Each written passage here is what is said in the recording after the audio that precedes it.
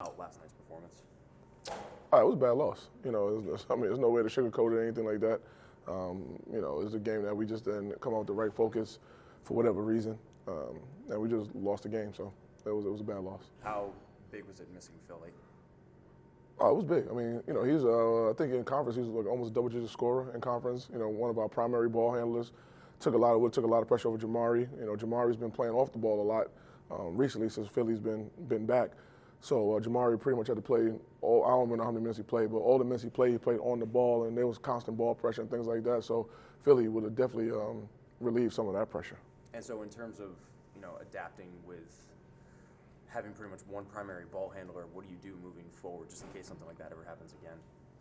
We try to get our secondary ball handlers, up to speed with some of the plays and things like that, and also try to get, our third string point guard, Gil, playing a little better just in case something like that happens. Because, injuries you can't control. Anything can happen. And so we have to be prepared for all instances because the games aren't going to stop, and no one in the league is going to feel sorry for us. So, we need to understand that. I think maybe that is the answer, is that it's a ability to relieve pressure, how those puzzle pieces fit together. But you've talked a little bit about, on paper, it looks like you should be able to slide Betrand in the starting lineup. Yeah. And he's a good, solid replacement for Ings, and things can keep flowing the way they do, but it just doesn't seem to work with him as a starter, despite the fact that he plays fantastic off the bench. Yeah. Have you been able to figure out why that is? Nah. That's just the real answer is no. I don't know why is it like that. He struggled a little bit last night. He scored a couple of late buckets to keep it close and things like that. But throughout the course of the game, he struggled a little bit. So I don't know if it's just in his head now or whatever it is. Maybe we need to stop talking about it, honestly, because just in case he needs to start, again somewhere for us down the line. Because no, he's not playing well, as a starter. So and last night, he was 5 for 13, so it wasn't the worst game. But he's definitely had better games off the bench. Yeah. And the second half of that is your bench struggles last night without him. Yeah. So do you have to remember to, hey, once he's in the starting lineup, not only am I looking out for him, but I got to make sure somebody in this second unit is now filling that role. How difficult is it to kind of adjust that part of it? That's very difficult because, he adds the scoring punch off the bench. That's why he's, probably one of the leading candidates for sixth man of the year because he adds that punch off the bench. Without him, and then without Darrell Anderson, without, Philly, there's not a lot of punch coming off the bench. Chris Fields, Chris Fields added, let's not forget about him. He's turned into a big piece of the puzzle, so without him we probably missed him the most, to be honest with you, because it was a physical game and he plays through physicality, even as a freshman. So he was the one that we probably missed the most. But with all that being said, like I told the guys, no matter who's there, and no slight to Philly, Chris Fields, or Darrell, we still shouldn't have lost that game. I think we still had enough to win that game. Would it have been a tighter game? Yeah, probably. But I think we still would have had enough to win that game if we'd have came with the right focus. We talked about this a little bit with Tyrese. You never want to lose, ever. The goal is to win in sports. But with 12 days off coming up and having been on a roll beforehand, what does this loss allow you to maybe do as a coach with these guys to prepare them for March? You get the attention back. 'Cause I think sometimes when you're on a good winning streak, and we had the best. We still do have the best record in conference. I think we're 15-9 or whatever it is. So that's the best overall record in conference. We're tied for first place still. So everything is still going in the right direction. But when you lose a game, especially at that time, and they're not anymore because I think Coppin took over. But yesterday they were the worst team in the league. It's a wake-up call. And sometimes a wake-up call is necessary in this whole journey upon a championship. I always say that, failure is not the opposite of success, it's part of success. So it's like we failed last night, but will that be part of our success going forward? Hopefully it will be. So, that loss might be, I might be calling Coach Crafton later on in the year and say thank you for that loss. So I'm not going to say thank you today, but I might say thank you down the road. Will Coach Crafton get a ring if you guys win the MEAC? Does it go that far? Nah, he won't. That's one of my good buddies, but he's not getting a ring. We got people around here that barely get rings. Yeah. So we talked a lot early in the season with this group about how they needed to come together. First time Yeah. we've had this many new faces in a few years. Yeah, 100%. What progress has been made? Do you feel like you're almost there with that part of it, the chemistry, the unity? The unity to a certain extent. on the court chemistry is still working out because we still have guys going in and out because of injuries or things like, and just bad injuries. Not like season injuries, but an ankle that takes 3 weeks to heal. With Chris Fields, a random concussion. And things like that. So it's like it's hard to get a flow on the court chemistry, but at the same time, I guess something is going right because we still have the best record in the league. And we're tied for first place in the league. So. I guess objectively, not what I would probably like to see, because I would like to see us 24-0, but being objective, I would say that everything is going in the right direction with such a brand new team. Given all of the close, gritty, like highly contested games that you've had, especially here at home, what do you think that does in terms of this team's confidence going into conference tournament play? I think it shows that, you can win games, close games. Because sometimes when you're blowing out people all year, you don't know how to win a close game. I think that 2 out of the 4 games until last night, we were down in the last minute of play, and we were able to come back and win the game and things like that. And it's also a gift and a curse because I think that last night, at no point no one thought we was going to lose the game. I think they thought they was going to pull like another Howard off or pull like another Dell State off. And even though Dell State, that game was nip and tuck, but we still had to come back in the last minute.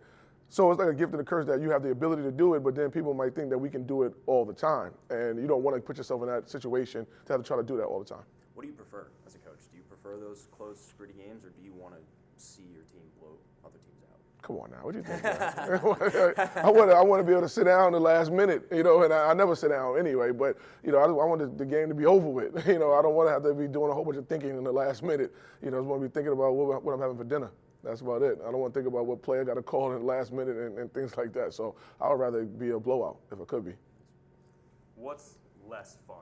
Doing a press conference the day after a tough upset loss that you didn't expect, or doing a press conference the day after a bogus investigation that's 6 weeks old and you got to answer for that? Which one of these? Last week or this week? What will you take? This week is tougher. I mean, I didn't care about last week, for real. Yeah, I didn't give a damn about last week. But, this week is tougher because, one, we got back at 2 o'clock in the morning. Thanks, Alex. We got back at 2 o'clock in the morning, and now we here, doing this. So, and talking about a loss that, shouldn't have happened. So this is probably the tougher thing. But at the same time, I'm not overly mad talking to anybody. It's part of the job. Is like I said, for me, it's 7 games left. We're still in great position. We still control our own destiny. We don't need any help from anybody to win a regular season title. So that's a great thing. Would I rather have a 1-game lead over Central and a 2-game lead over everybody else? Yes. But we still have we're tied and we control our own destiny. If we win out, we win the league. If we win 6 out of 7, we win the league. So it's all good. You got them shooting extra free throws today? Nah, today's a day off, man. We need a day off. We need a mental break, man. I saw Tyrell just go in there. Maybe he's shooting some free throws or something, but I don't think so. What's up? You got anything? No, you quiet? You quiet today? Yes, sir. Oh man. You had a crisis this morning. Yeah, fire alarm went off in suite, so I've been in and out of my car. I haven't had the time. I had to run back in and take a shower. I couldn't even look over the stats or look at the breaking press conference. No excuses, man. I was in my car doing work. So I was like, it's either work or press conference. I was like, I'll take my grade right now. No excuses, man. You guys didn't expect definitely an upset. Is there anything you can pinpoint as to why that game didn't go the way that really everybody kind of thought it would? I just feel like our energy wasn't there, our focus wasn't there. We probably was taking our opponent a little too lightly, and in this conference we can't do that because we the ones that everybody want to beat, so everybody gonna give us their best game. So. And obviously March is coming up. Do you feel like having this happen now could be beneficial down the road? Do you feel like you guys learned a lesson, and if so, what were the discussions like amongst the team about preventing this from happening again? Yeah, I just feel like it was a wake-up call. I mean, now we got a 12-day break, so I feel like coming off a bad loss at that all of these practices coming up should be intense and we should be focused with everything. I just think the conversation throughout the team is just everybody play their role the right way, everybody be ready to play. And is that a similar message from Coach Jones? Like, what did you hear from him after last night? I mean, yeah, he was disappointed, obviously. He knew that we didn't perform how we were supposed to. So, I mean, it happens every now and then, but like you said, it was better to have it now and then later on down the road. Obviously, Ings was out. What does he do for this team that can't be replaced elsewhere when he's not around? Just the way he relieved pressure. Like, it's hard to trap him, hard to press him because he just handled the ball so well. He get the offense going pretty quick, so it's just tough having we basically had one ball handler out there last night, so it was just tough without him. And then obviously some struggles shooting the ball from the free throw line. Can you pinpoint that on anything, or does that just go back It's to just, the focus? yeah, that's exactly what I was about to say. That just comes with focus and being prepared. And then with postseason coming up, does anything change from your experience in the kind of the flow of the season? Does anything change as March gets closer, or is there even maybe a specific focus on not having change, having consistency? I mean, in terms of the flow of the season, how do things go from here? I feel like as far as change, we just got to turn it up a notch because everything gonna get more. It's gonna get more chippy. Like everybody want to win at this point. So, and the way that the conference been going, like how Central lost last night, like it's a lot of teams that's close. So, we gave people some confidence by losing like that. So. And in terms of the conference tournament and given what's happened in the conference tournament in previous years, do you walk into that with a chip on your shoulder at all, or is it just kind of one day at a time? It's just one day at a time. I know that, like I said, everybody gonna be gunning for us. So, but if we just stay focused and play how we play, it shouldn't be no problem. For you personally, what are over these next 12 days the things that you want to work on, see out of your own game? Just bringing more energy, being a better leader, trying to produce more on the court, and just making sure that my guys in position to win. And then kind of what you had alluded to already with Philly being out and you had one primary ball handler. In the future, how would you like the team to be able to compensate for that? Just everybody being better prepared for the moment. I feel like your number can get called at any time, so we don't know what's going to happen throughout the rest of the season, so everybody's got to be prepared to play. I feel like the theme for us when we were covering you guys for the whole first half of the season was how is this team coming together? A lot of new faces for the first time at Norfolk State in a couple of years. Now that we've kind of reached this point, do you feel like that part is done? Do you feel like the new guys are fully integrated and the chemistry's there? I don't think it's fully done yet, because we still got another half of conference play yet, and I still don't think we played our best basketball yet at all. So I just feel like with these 12 days coming up that we can focus on that, being more as a team, just bringing it all together as one. Does that excite you, knowing that there's more of a ceiling? Definitely, yeah. Like I feel like everybody know it. The coaches know it, players know it. Like we just haven't clicked all the way yet, and I feel like it's gonna be scary when we do. Good. All right, appreciate it. A loss that you guys would have never really expected last night. Can you pinpoint kind of what went wrong in that situation? I feel like Maryland Eastern Shore came out with some good energy.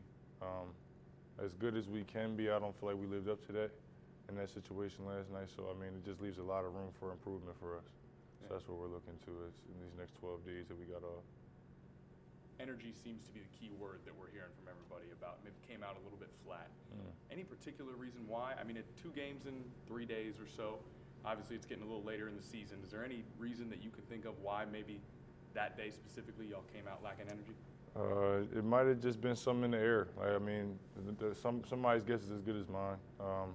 I do feel like the energy was lacking, and it could have something to do with, we're hitting that midseason grind. We're halfway through the conference schedule, so some guys may be feeling a little down, maybe hopefully not a little complacent, but, we're all human. So, but like I said, it still leaves a lot of room for improvement. It gives us a kind of a mirror to reflect ourselves because a loss like that is something that, nobody, no Spartan wanted to be a part of that last night. So.